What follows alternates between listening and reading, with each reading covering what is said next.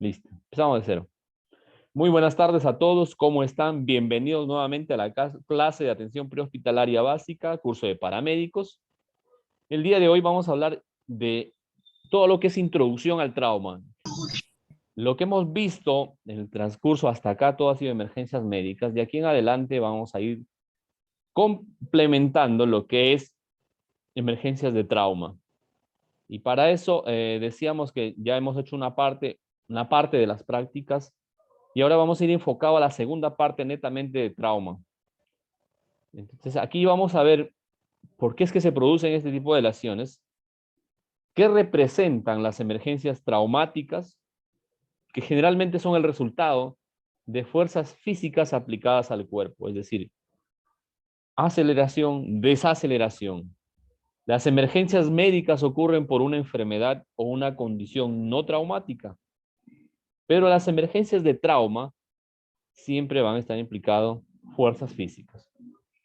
Debemos también conocer el índice de sospecha o la cinemática del trauma. Es decir, yo voy a un incidente con ver las huellas de donde se produjo el frenado de un vehículo, ver la distancia en la que está el vehículo, la forma en la que se encuentra, puedo presumir qué probables lesiones pueda encontrar en esa persona o en las personas que estaban en ese vehículo. Entonces, la cinemática del trauma nos hace presumir más o menos qué lesiones tiene y dónde ir buscar o darle énfasis cuando hacemos la evaluación del paciente, ¿no? Como tal. Energía y trauma. Entonces, cuando hablamos de energía y trauma, las lesiones traumáticas ocurren cuando los tejidos del cuerpo son expuestos a niveles de energía que están más allá de su tolerancia. Entonces, ejemplo, ustedes van en un vehículo a 70, 80 kilómetros por hora y el vehículo impacta frontalmente contra un árbol. Entonces, ha ido a tanta velocidad que el árbol ha detenido la fuerza, ¿no? La fuerza con la que iba el vehículo ha sido detenida por el árbol. Eso hace que se frene el vehículo, pero ustedes no se van a frenar en el aire. Por más que tenga un cinturón de seguridad que les está sujetando, no se van a frenar, van a ir impactar hacia adelante. Entonces va a depender de qué tan fuerte, de qué tan bueno es el cinturón de seguridad para sujetar su cuerpo. Pero internamente también tienen órganos que van un tanto libres. Entonces, ¿eso qué significa? De que los órganos, por ejemplo, el corazón, que está sujeto por los grandes vasos de la parte superior, lo que va a hacer también es viajar a esa misma velocidad. Como no está sujeto con un cinturón de seguridad, como lo estamos nosotros, se va a ir hacia adelante, va a chocar contra la pared torácica y si es tanto la fuerza con la que ha ido el intercambio de energía, pues se van a cizallar o se va a romper los vasos sanguíneos que lo está sujetando. ¿Sí? La parte de arriba que está haciendo el callado de la aorta con las arterias braquiales. Entonces, esas arterias se van a desprender, se va a romper y por ahí termina siendo un cizallamiento o una ruptura de los grandes vasos que son los que sujetan al corazón, ¿no? Están pidiendo los códigos de acceso.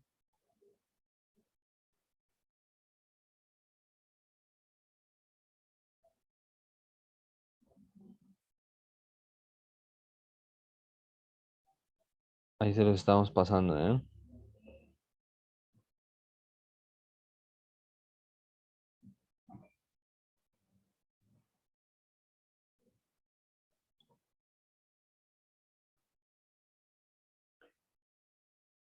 Entonces, lo que sí debemos entender son algunos conceptos, ¿no? Energía potencial, energía cinética, energía de trabajo. Trabajo es la fuerza que actúa sobre una distancia. Las fuerzas que doblan, jalan o comprimen tejidos más allá de sus límites resultan en lesión. Acabamos de explicar, ¿no? De un órgano que está, no está sujeto como tal, no tiene tanto movimiento, desplazamiento habitualmente. Si es que lo hace más allá de lo que habitualmente está acostumbrado o lo que se podía hacer habitualmente, entonces pueda hacer un trabajo de esfuerzo. Entonces eso va a terminar estirándose tanto que termina en una lesión. Aquí ustedes pueden ver ejemplos muy comunes, como por ejemplo en los esguinces, ¿no? En los esguinces. Entonces ahí es que ustedes se van a poder dar cuenta de este tipo de situaciones. La energía cinética es la energía de un cuerpo en movimiento. Cinética es movimiento, ¿no? Vamos a silenciarlos un momento. La energía cinética es la energía cinética es la energía de un cuerpo en movimiento, ¿sí? Entonces está dado por la masa y la velocidad. La energía cinética es igual a la masa por la velocidad. La energía potencial es el producto de la masa, la fuerza de la gravedad y la altura, mayormente asociada con la energía de objetos cayendo. Entonces, la primera parte, los cuerpos en movimiento, los vehículos, y la otra es para ver los cuerpos en caída, ¿no? O las caídas.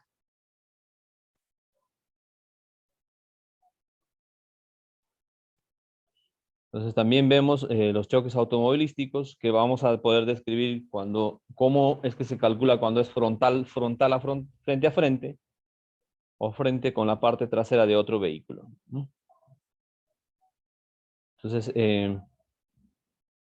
vamos a hablar también acerca del trauma contundente, trauma penetrante.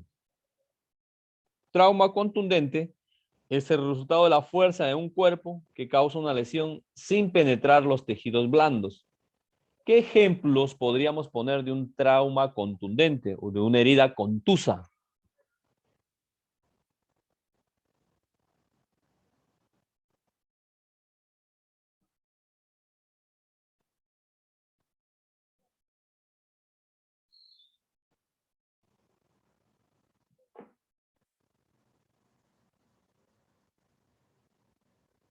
A ver, ¿alguien nos podría mencionar?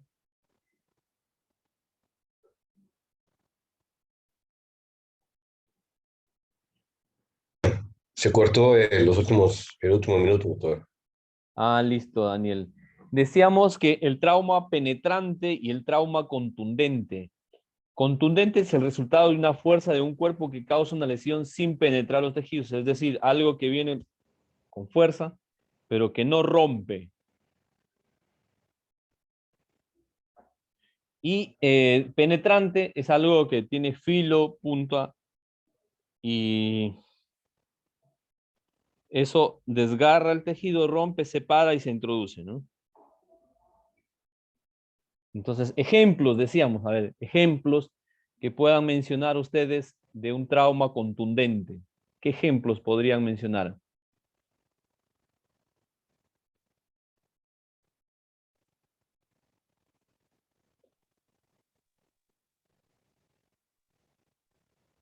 Cuando una persona, doctor, es golpeada por no sé, puede ser un palo en la cabeza. Objeto sólido, ¿no? ¿Me entiendes? Los puños. También, ¿no? Todos los ejemplos que ustedes han dado son válidos. ¿Y un trauma penetrante?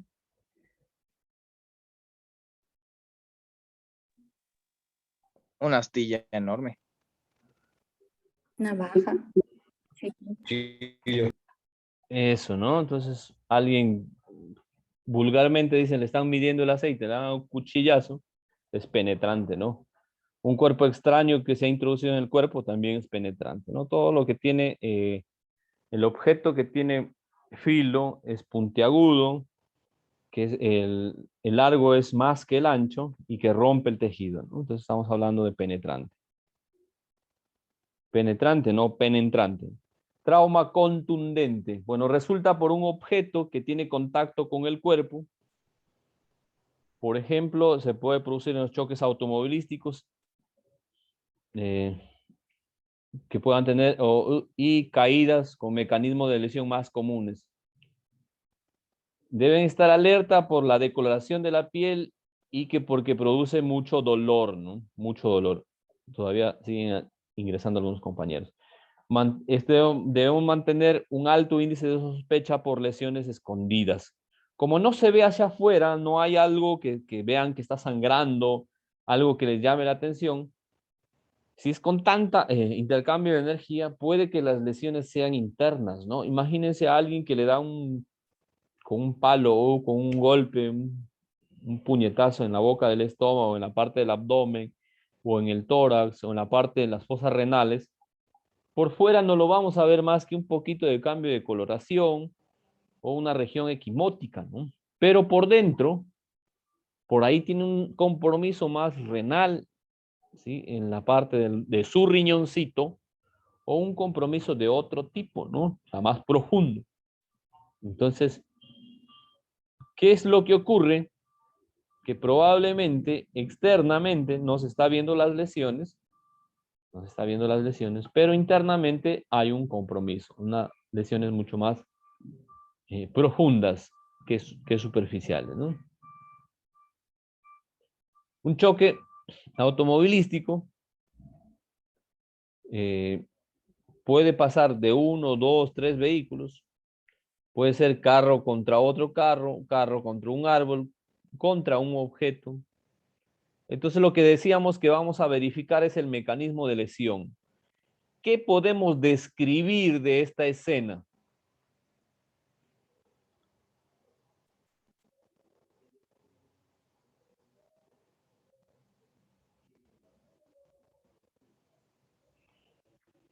¿Qué podemos describir de ese escenario?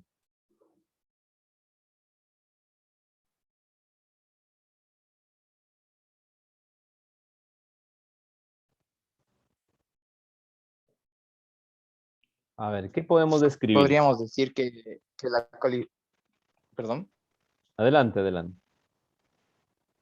podríamos decir que la colisión fue frontal, así que el movimiento de la energía fue hacia adelante. Podríamos presumir que hubo un síndrome de látigo en el cuello de nuestro paciente. Entonces podríamos presumir que hay lesión en la zona cervical. Tendríamos que ver el parabrisas del auto para ver si hay un ojo de buey en el parabrisas, ¿no? Aquí está roto. Está roto el parabrisas. Entonces decíamos, ¿no? El mecanismo de la lesión nos ayuda a presumir. Decía, no se pudo ver quién era el que hizo la intervención. Matías, doctor Luis Hola, Matías. hola Luis. Entonces decíamos que cuando al impacto frontal, lo primero que se va a lesionar es donde se ha impactado, ¿no? El impacto frontal. Y ahí lo que decía Matías, que se deja una marca en el parabrisas. Después va hacia atrás, ¿no? Un golpe hacia atrás. Y a eso se llama latigazo. Y probablemente encontremos lesión en la parte posterior, en la base del cráneo. Después choca hacia atrás y vuelve a su posición normal o hacia adelante. Entonces todo ese mecanismo de la lesión puede tener efectos sobre la región frontal, sobre la base del cráneo, la región cervical. Eso solamente citando la región o la cabeza. En el tórax, ¿qué otros mecanismos, qué es lo que podemos encontrar en el tórax en este paciente? Fractura de costilla, de esternón, al tocarse contra la parte de atrás. Exacto, no toda la parrilla costal o los elementos que están en el tórax, esternón, sobre todo las costillas, al impactar frontalmente sobre el volante, también puede haber ruptura de las costillas, ¿no? O del esternón como tal, una fractura o una ruptura. Entonces también vamos a ver cómo ha quedado el paciente, en qué posición, y también hay que ser minuciosos en la valoración del paciente en la región del tórax anterior. Eso significa que también puede haber lesiones, no solamente a nivel de la parrilla costal, sino hablábamos internamente de los órganos, ¿no? Y hablábamos, hacíamos referencia del corazoncito. Después, de ahí hacia abajo, un poco con menos incidencia, también en la columna vertebral y en las extremidades con alguna probable lesión a nivel de las rodillas o la cadera, que es lo que haya podido pasar también, ¿no? Entonces, aquí hay otro choque automovilístico, pasajero contra el interior del vehículo. Si imagínate, el vehículo se ha frenado de fuerza sobre alguna fuerza que está aquí, o con otro vehículo, se ha encogido el vehículo, el volante impactado sobre el tórax de tal manera, el volante impactado sobre el tórax de tal manera, el volante impactado sobre el tórax de tal manera que el asiento sale disparado hacia la parte posterior, ¿no? Entonces imagínense ahí que vamos a encontrar en este paciente. Por lo que estamos viendo aquí, podemos presumir que el volante ha impactado en el tórax del paciente y que probablemente encontremos alguna lesión a ese nivel. Voy a activar mi cámara para tener mejor internet. Entonces, lesiones comunes del pasajero incluyen fracturas de extremidad inferior, del tórax, ¿sí? Y trauma en la cabeza.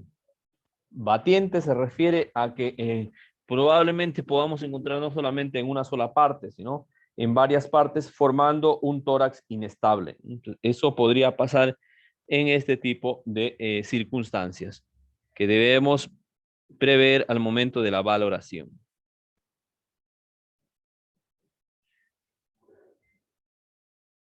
Tenemos otro ejemplo de choque automovilístico, órganos internos del pasajero contra estructuras sólidas del cuerpo.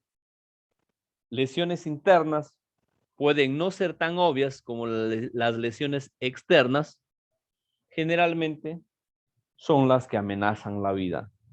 Imagínense, poníamos el ejemplo del impacto frontal y que decía Luis que se deja una huella en el parabrisas, ahí tienen en la imagen, ha ido con tanta fuerza que el parabrisas está frenando, ¿sí?, la energía que se está desplazando de su cabeza, ¿no?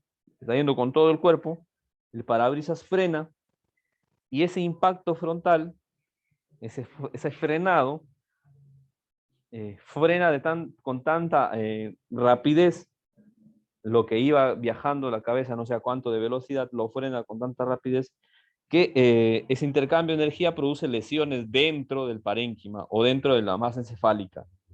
Y decíamos que podemos encontrar no solamente al nivel de la contusión o del golpe, sino cuando hace una especie de latigazo hacia atrás, también en la parte posterior, ¿no? Eso hace que pueda haber, eso hace que pueda haber algún tipo de lesión en la parte posterior.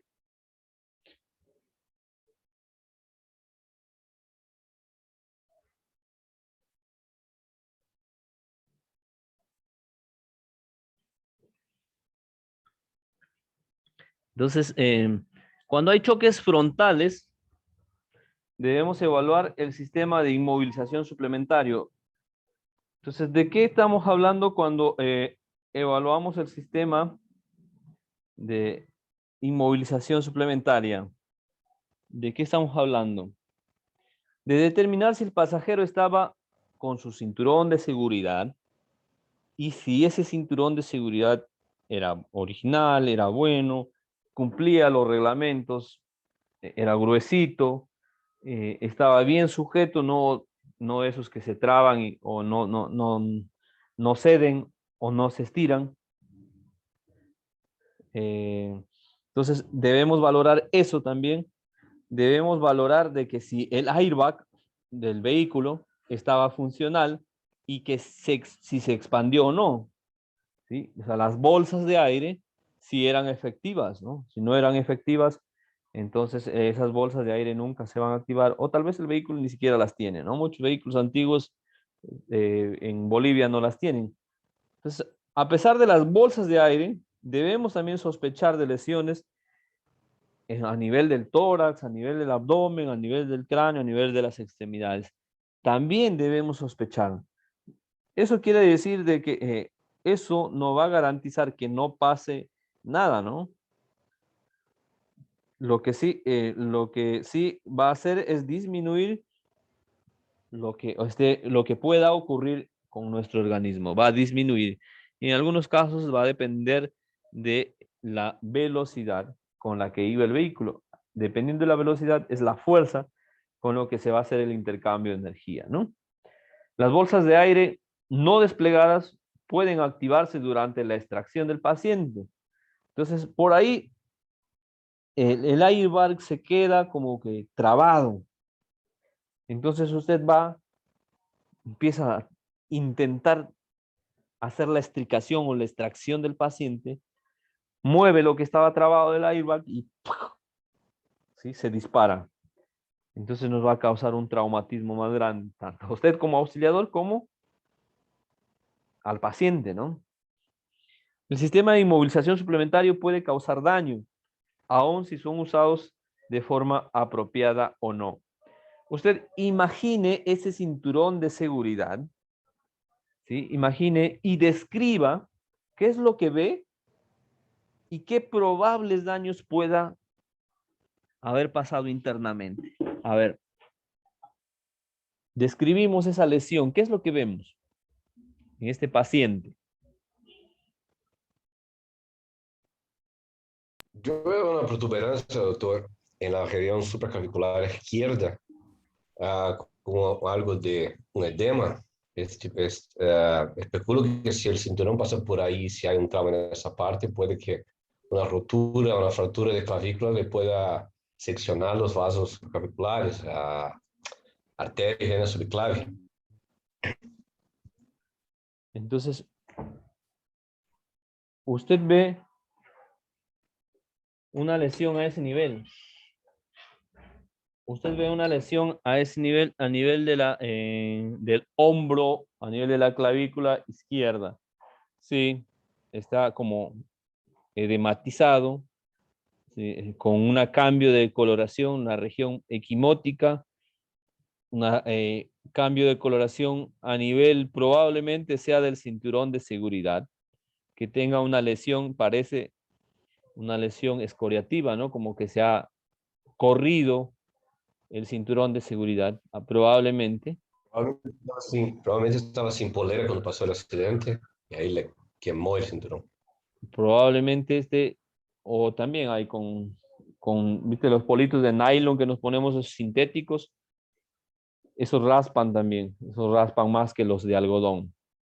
Entonces, eso es lo que vamos a describir externamente, ¿no? Probablemente sea el cinturón de seguridad, como tiene un abdomen bien prominente, no se puso por abajo, sino pues se puso por encima, ¿eh?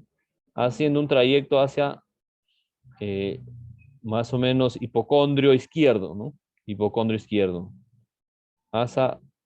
Con dirección a fosa ilíaca derecha, más o menos, desde el hombro izquierdo.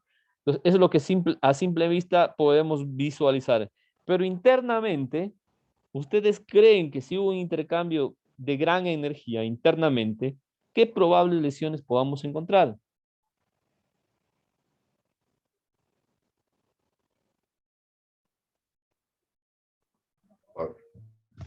Por la posición del cinturón, ahí del que no está por el eje abdominal, está por encima entre el abdomen y el tórax, puede haber causado una rotura de vaso, un daño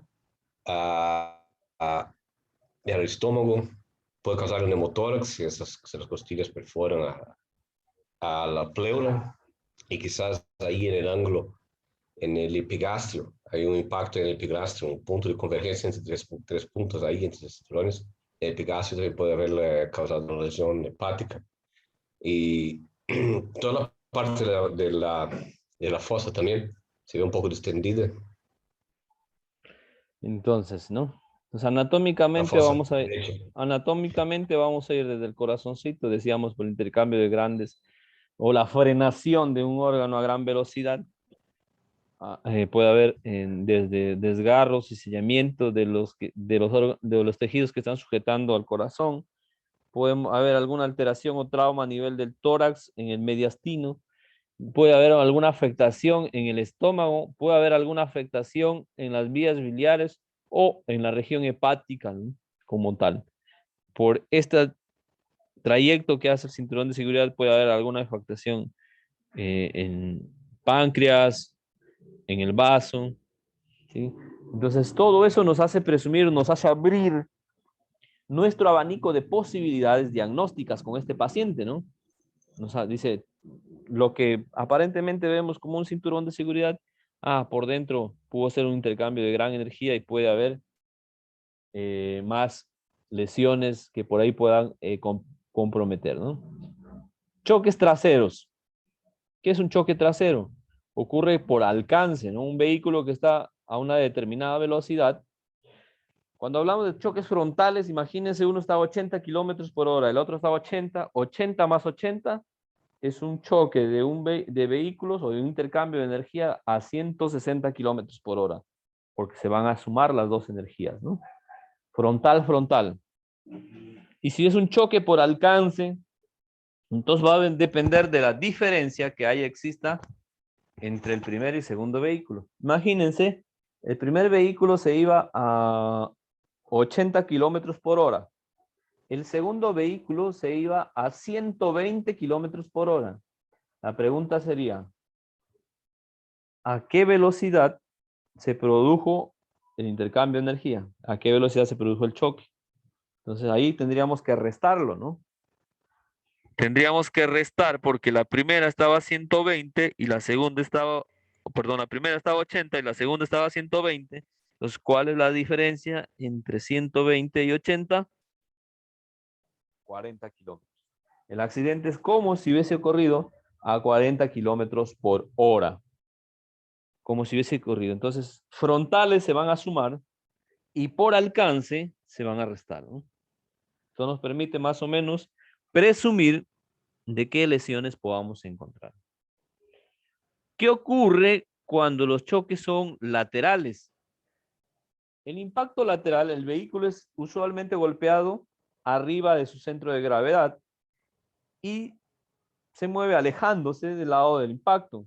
Resulta que el pasajero sufre una lesión lateral en hiperextensión cervical. Imagínese, usted está sentado a nivel del conductor del vehículo o en la parte posterior del conductor del vehículo y es alcanzado por un vehículo, ¿sí? O por otro cuerpo que viaja a una determinada velocidad y lo alcanza lateralmente. Para que se pueda volcar, dar la vuelta. Doctor, perdón, yo no pude escuchar desde la parte del choque trasero porque se cortó. Hasta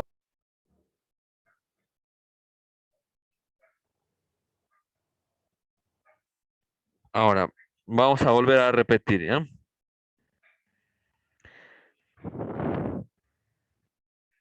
Los choques traseros, decíamos. Cuando hablamos de un choque frontal, la energía se va a ir sumando, ¿no? Yo estoy con un vehículo a 100 kilómetros por hora y viene otro vehículo a 100 kilómetros por hora. Entonces, el intercambio de energía no va a ser a 100 kilómetros por hora, va a ser a 200 kilómetros por hora, porque ambos vienen frontalmente y hacen un intercambio de energía sumadas. Es decir, uno viene a 100, el otro viene a 100, se suman, son 200. El intercambio de energía se produjo a 200 kilómetros por hora. Cuando el choque es trasero, ya no se van a sumar, sino se van a restar. Imagínese que un vehículo va a 80 kilómetros por hora, ¿sí? Y es alcanzado por otro vehículo que va a 120 kilómetros por hora. La pregunta sería, ¿a cuánto de velocidad se produjo el intercambio de energía? O sea, el choque, el accidente. ¿A cuántos kilómetros por hora?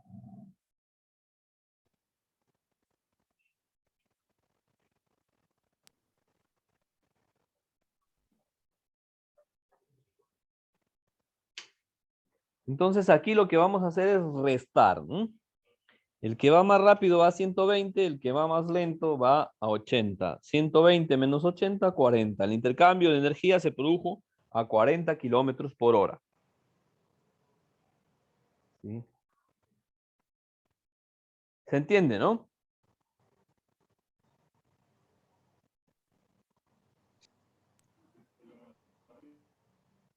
¿Se entendió? ¿No se entendió? Sí, otra vez. Excelente. Creo que pero no estaría de más una explicada más. Una explicada más. Listo. Entonces decíamos que los choques frontales, imagínense dos autos, no sé, de Santa Cruz a Cochabamba. Uno viene de Cochabamba a Santa Cruz y el otro de Santa Cruz a Cochabamba. Frente a frente se agarran, van a 100 kilómetros por hora. Los dos chocan de frente, ¡pum! Se van como acordeón, se achican. Y usted quiere hacer un cálculo más o menos de la velocidad a la que iban, tiene que sumar ambas velocidades, ¿no? El de Santa Cruz iba a 100, el de Cochabamba a 100, entonces el accidente se produjo a 200 kilómetros por hora. Entonces a esa velocidad el intercambio de energía es mucha, ¿no? Hay mucho intercambio de energía. Para poder frenar un cuerpo a esa velocidad tiene que haber mucha energía. Entonces los daños van a ser muchos. Si por el contrario, imagínense que ambos vehículos iban de Santa Cruz a Cochabamba. Entonces el vehículo número 1 salió hace 20 minutos y el vehículo número 2 acaba de salir. Y el vehículo número 2 dice, yo tengo que llegar antes para ganarle los pasajeros. Y empieza a correr. Va a 120 kilómetros por hora. Esquivando todo lo que se encuentra en el camino. Y el de adelante, el vehículo primero, dice, no, bueno, ya le gané, me voy a ir despacio, respetando las normas de tránsito, me voy a ir a 80. Y entonces en determinada distancia ya se encuentran, ¿no? En el camino. Y el que iba a 120 intenta pasarlo y el otro lo cierra y le da por atrás. Chocan. ¿A cuántos kilómetros por hora se produjo el intercambio de energía de estos dos vehículos? Entonces ahí hay que restarlo, ¿no? El que iba más rápido iba a 120, el que iba más lento iba a 80. Entonces restábamos 120 menos 80, 40. El intercambio de energía se produjo a 40 kilómetros por hora. Las lesiones van a ser de acuerdo a esa velocidad.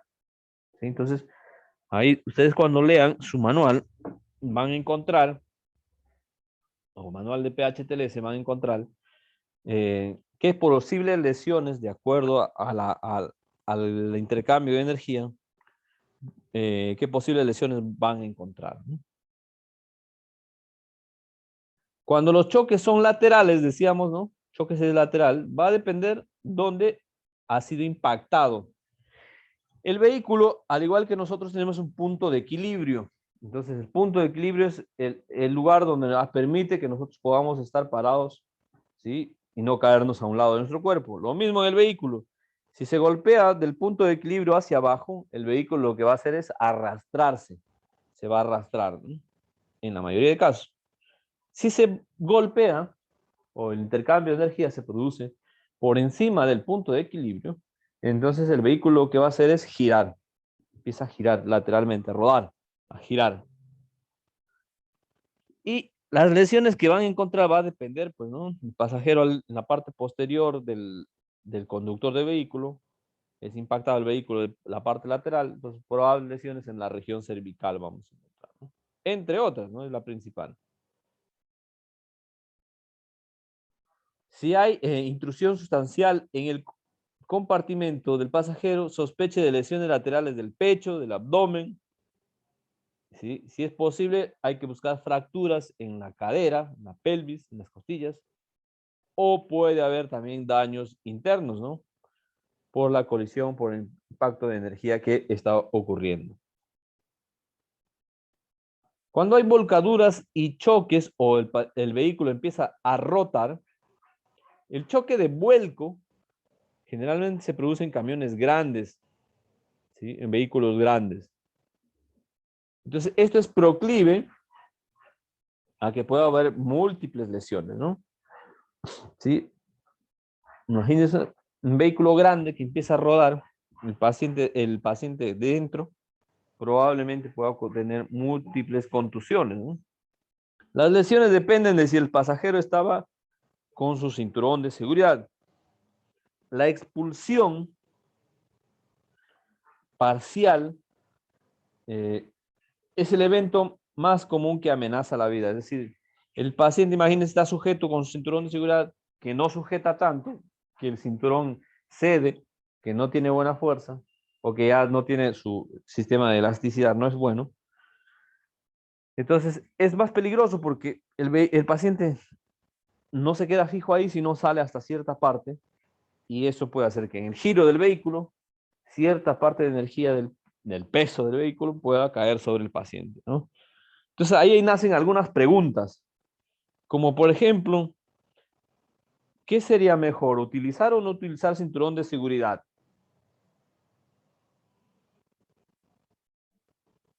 ¿Qué sería mejor?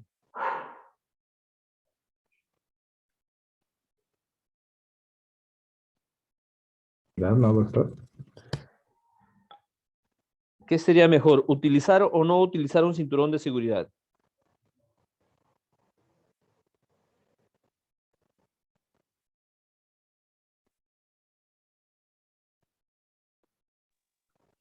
Y ahí va, Siempre saldrá, utilizarlo. siempre, ¿no? Y ahí saldrá alguien que diga, pero el otro día vi en las noticias que estaba puesto su cinturón de seguridad y a pesar de eso salió volando. Dio 2 vueltas y el vehículo dio 2 vueltas en el aire. El vehículo en el primer vuelque que dio se fue y lo aplastó. O saldrá gente que va a decir, ¿no? Mira, el vehículo estaba pasando a la orilla del río.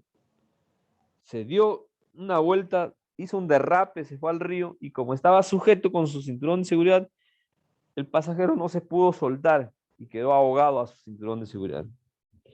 Entonces ese cinturón de seguridad se ha estudiado de tal manera con múltiples, o sea, con múltiples participantes, ¿no?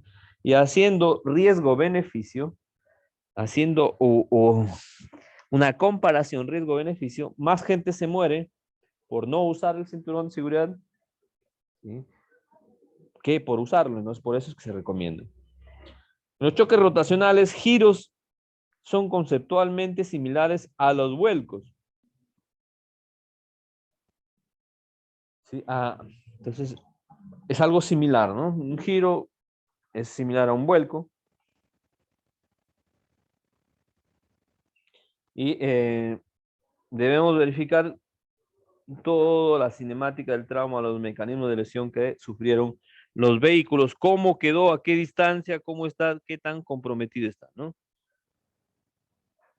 Choque de un automóvil con un peatón. Las lesiones son generalmente gráficas y aparentes, es decir, que se ven. También pueden ser lesiones serias no visibles, como la afectación de un órgano interno, la ruptura de algún vaso sanguíneo y está sangrando por dentro. Usted debe determinar la velocidad del vehículo y si el paciente fue lanzado por el aire. Evaluar el vehículo que chocó al paciente para daño estructural. Entonces, nosotros debemos, cuando estamos atendiendo, perdón, nos llaman para atender a un tipo de paciente de estos, debemos hacer nuestra evaluación, ¿no? Evaluar el vehículo, qué probables lesiones tengan, lo vamos a buscar y vamos a tratar de identificarlo, ¿no?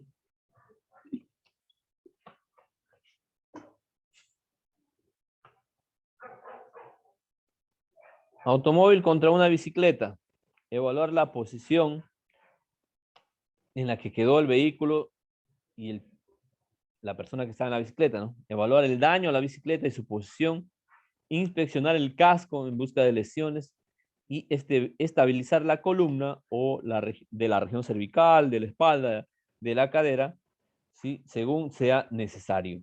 ¿Cuándo hago inmovilización de la columna cervical? ¿Cuándo debo ponerle un collarín cervical?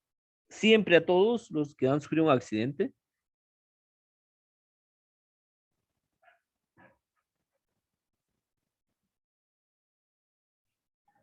¿Cuándo debo poner un collarín cervical en una persona? ¿A todos los que han sufrido un accidente se le pone collarín cervical? No, doctor. Solo en ciertos casos, digamos, cuando el paciente tiene una lesión distractora, cuando podemos presumir que el paciente tiene una lesión a nivel cervical si es que el paciente está con un Glauco menor a 8 y siguiendo los parámetros canadienses, ¿no? Exacto. Criterio Nexus y canadienses, ¿no? Restricción del movimiento selectivo. Restricción de la columna cervical. Pacientes inconscientes que no pueden manejar su vía aérea solos. Pacientes que tienen mucho dolor. Signo de Battle, signo de batalla, ojo en mapaches, otorragias, ¿sí? Otorreas, es decir, que sale sangre por el oído, que sale líquido cefalorraquídeo por el oído, por la nariz, que tienen un sangrado nasal después de haber sufrido un accidente, una contusión a nivel del cráneo, en pacientes que están totalmente inconscientes, que no pueden manejar la vía aérea. Entonces, lo que vamos a hacer es hacer restricción del movimiento selectivo, ¿no? Debemos evaluar al paciente y debemos estabilizarlo para poder hacer su traslado al paciente. Entonces, cuando hay un choque de un automóvil contra una bicicleta, verificar que están puestos su equipo de protección personal, cómo están vestidos. Cuando se hace una evaluación de la escena, hay que buscar deformidad en la motocicleta o en la bicicleta en la que estaba el paciente, ¿no? Si es en la motocicleta, vamos a buscar alguna alteración de la moto. ¿Sí? Debemos buscar el lugar de donde se ha ocurrido el intercambio de mayor energía, o sea, en los daños que han ocurrido en el cuerpo, la distancia de derrape en la calle, cuánto lo arrastró, la magnitud y localización de la deformidad del casco. Toda esa información a nosotros nos va a ir dando más o menos una idea, toda esa información de lo que está pasando con el paciente y cómo vamos a poder ayudarlo, ¿no? El choque frontal, la motocicleta golpea frontalmente contra algún objeto o contra algún vehículo, y en el choque angular la motocicleta golpea un objeto con un ángulo de tal forma que el conductor sufre lesiones de aplastamiento en la extremidad inferior. El vehículo gira hacia acá y se va hacia el piso, ¿no?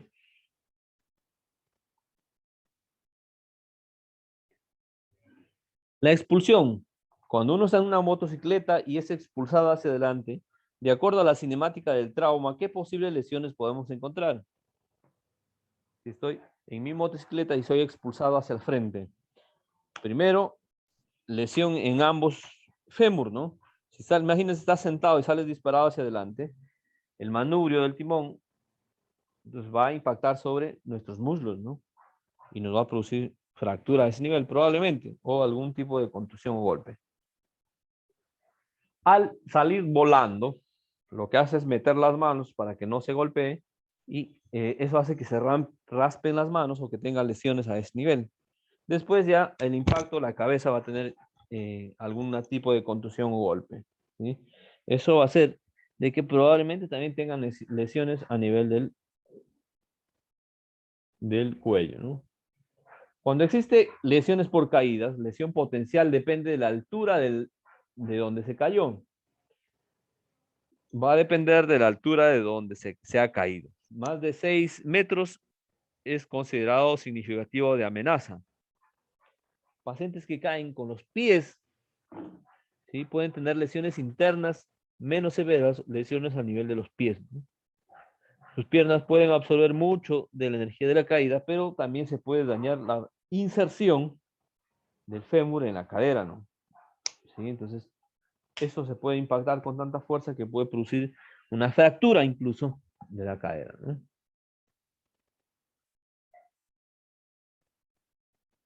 Entonces debemos tomar en cuenta los siguientes factores: la altura de la caída, el tipo de superficie sobre la que cayó, parte del cuerpo que cayó primero, seguida por la ruta de desplazamiento energético. Es decir, cómo se cayó, ¿sí? ¿Qué parte es la que impactó principalmente? Eso nos va a hacer presumir qué probables lesiones podamos encontrar, ¿sí? Entonces, vamos a hacer una pausa de unos minutitos mientras ustedes vayan analizando cómo podrían hacer esta intervención en este paciente. desde que ustedes arriban a la escena con su ambulancia, ¿no? ¿Qué van a hacer ustedes? Les doy un par de minutitos a ver qué es lo que pueden coordinar.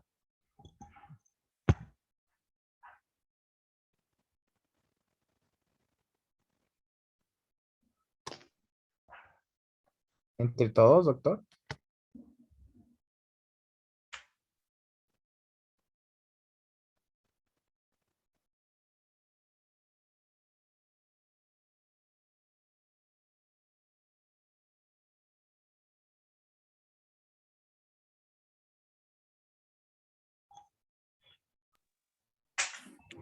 Sí, yo creo que sí, entre todos. Así que, ¿cuál fue la pregunta que nos dijo?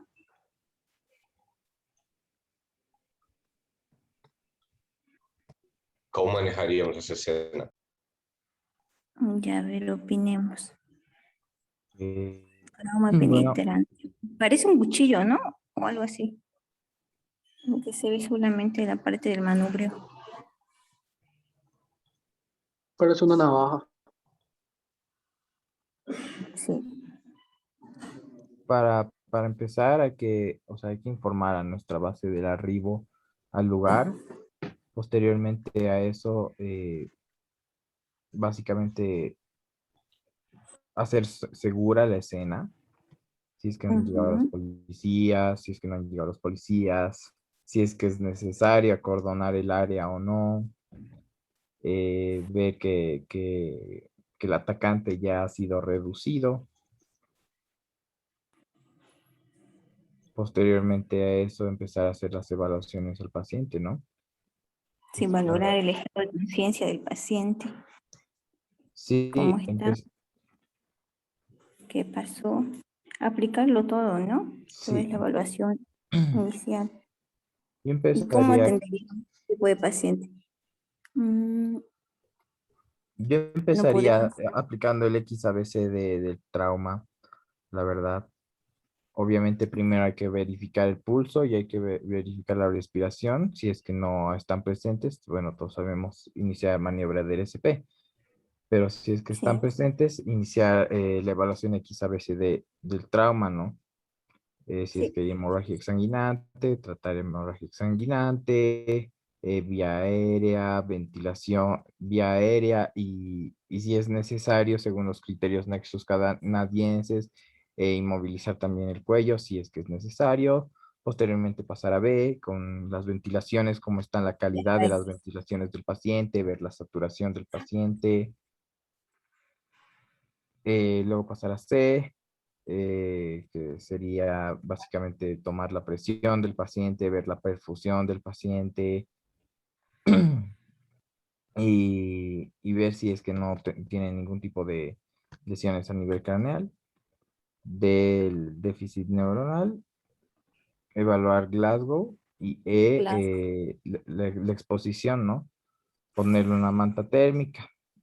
Antes de la manta térmica, incluso si es que hay tiempo, o sea, ya sí, o sea, por lo menos yo, no sé los demás, una vez hecho el XABCD, ya meterlo a la ambulancia de una vez y en la ambulancia seguir haciendo una evaluación extensa, una evaluación secundaria, ¿no? Sí, ahí en el tema que hemos llevado, recuerdan, ¿no? Que ayer decía que no solamente a veces no se hace en el mismo lugar, sino también se la realiza en la ambulancia de ida al camino, ya que es una emergencia, necesita una atención inmediata, ¿verdad? Sí. ¿Qué opinan los demás? Hay un compromiso ventilatorio por el hecho que está enclavado en el pulmón izquierdo, la parte de la base. Entonces hay que asegurar la vía aérea y a la vez pues, hay un compromiso circulatorio, pues, ¿no? Porque es un objeto enclavado, un cuerpo extraño. En este caso es un cuchillo. Así es, Manuel. Bien. A ver, esperemos que se conecte. ¿Listo? Yo estoy escuchándolos todos. Les estoy escuchando todo, ¿eh? Les estoy escuchando todo. Entonces, ¿cómo haríamos el abordaje? Recibimos el llamado, ¿sí? Recibimos el llamado, nos dan el reporte de un incidente, ya lo tiene asegurado la policía. Entonces, ¿qué es lo que vamos a hacer nosotros?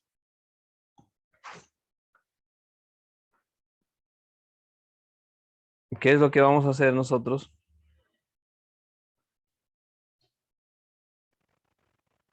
Adelante, Matías.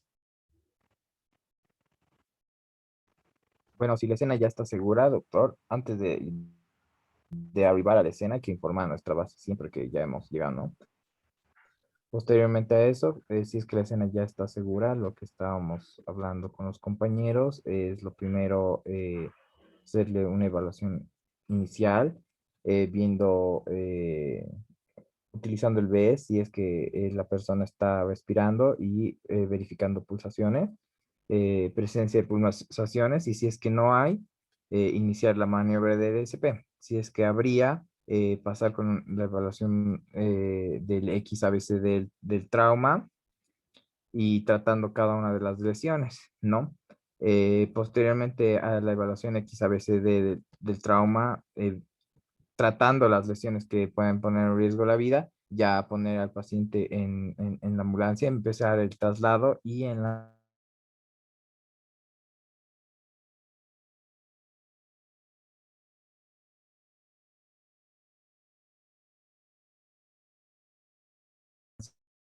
si es que alguien quiere complementar.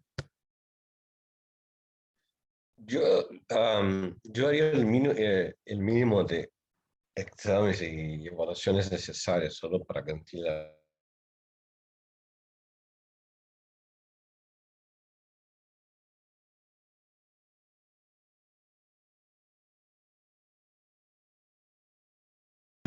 Chances más oportunidades tiene de salvarse.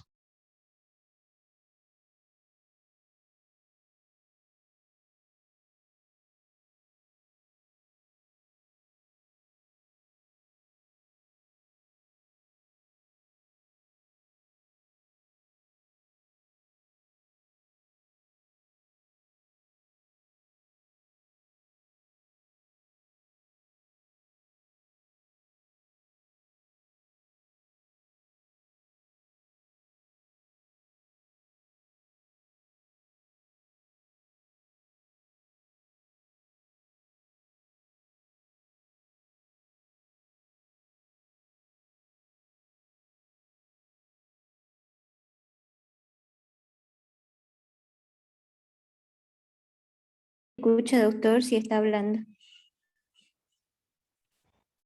Listo.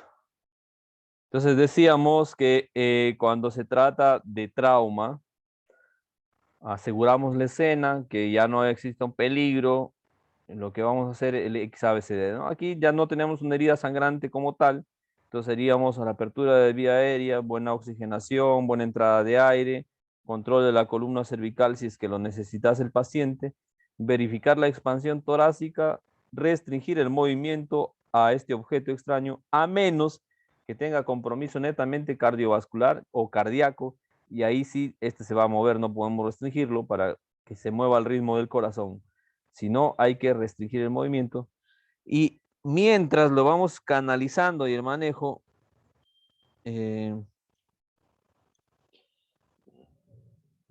mientras vamos canalizando y haciendo el manejo de la vía aérea, mientras se va haciendo el manejo de la vía aérea del paciente, se le va canalizando también, ¿no? Una vía, se le va canalizando una vía. Disculpen, chicos, hay una emergencia, estoy tratando de coordinarla para que respondan otro médico. Entonces, hay que canalizarle una vía y vamos a manejar hipotensión permisiva, ¿no? Volumen, una presión que no sea tan fuerte como para que reactive sangrado. Hay que manejar analgesia, oxigenoterapia, medicamentos para el dolor, en caso que necesite, ácido tranexánico si tiene una pérdida sanguínea interna, y lo vamos a llevarlo al hospital lo más pronto posible, ¿no? Siempre hay que reportar al hospital de que estamos llevando un paciente en esas condiciones para que nos esperen los especialistas en el área de emergencias y así pueda tener una valoración adecuada, inmediata y trasladarse a quirófano, ¿no? Con trauma penetrante de baja energía, las lesiones son causadas por puntas filosas del objeto moviéndose a través del cuerpo. Los cuchillos pueden ser movidos de forma deliberada internamente causando más daño. Es decir, si esto se mueve adentro, va a causar más daño. ¿Sí? Entonces, hay que ver pues el trayecto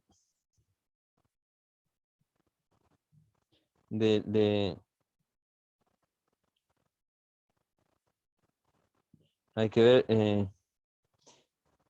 el trayecto del proyectil, cómo ha sido en caso de que sea pues arma blanca o arma de fuego. Si es arma de fuego, la bala puede rebotar dentro del cuerpo antes de salir, es decir, llega a choque un hueso, se va hacia otra parte y después recién sale. La ruta en la que el proyectil toma su trayectoria, la fragmentación y la incrementación del daño. Deme un segundito, voy a responder un llamado, por favor.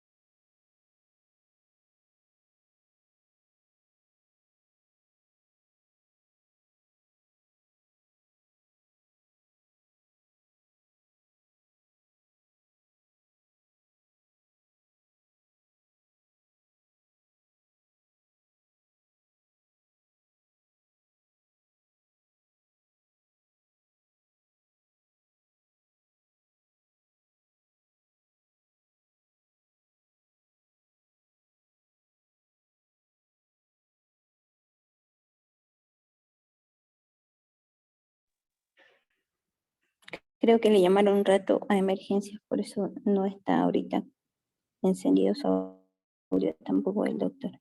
A ver, esperemos un ratito.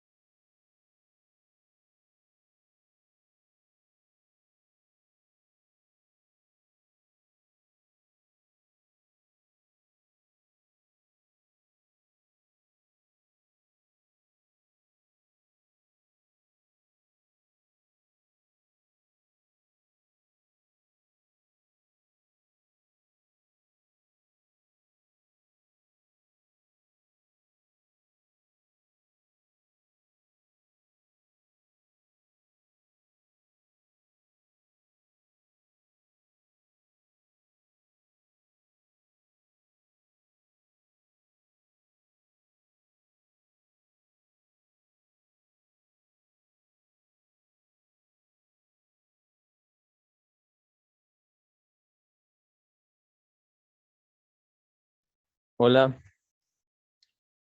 Hola, hola. Hola, ¿me escuchan? Sí, doctor. Lo escuchamos. Doctor. Bueno, les voy a pedir que me hagan una pausa de unos 15 minutos. Voy a revisar el bebé. Es un bebé de 1 mes, está con cianosis y no le están pudiendo manejar la vía aérea. Me dan 15 minutos y retomamos las clases, por favor. Ahorita es las 3:11, ¿no? Perdón, Aquí ¿qué hora son tiene? las... Perdón. Las 5:11. Sí. Ya, a las 5:30 retomamos las clases, por favor. Voy a ver este pacientito, pues se vaya a morir y va a pensar que no le he querido ayudar. Y retomamos las clases. 20 minutos, por favor. ¿Listo? Ok, doctor. Gracias, gracias.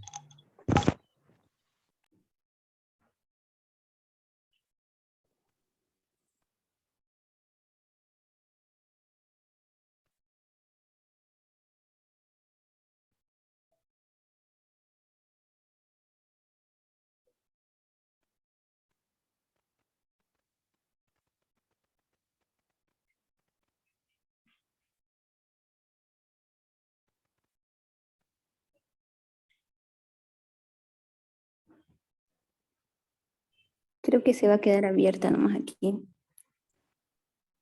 El Zoom. Mejor si nos mantenemos en línea. Si no, ya lo hubiera cerrado, doctor. ¿Alguna vez alguien atendió paciente con una herida de bala?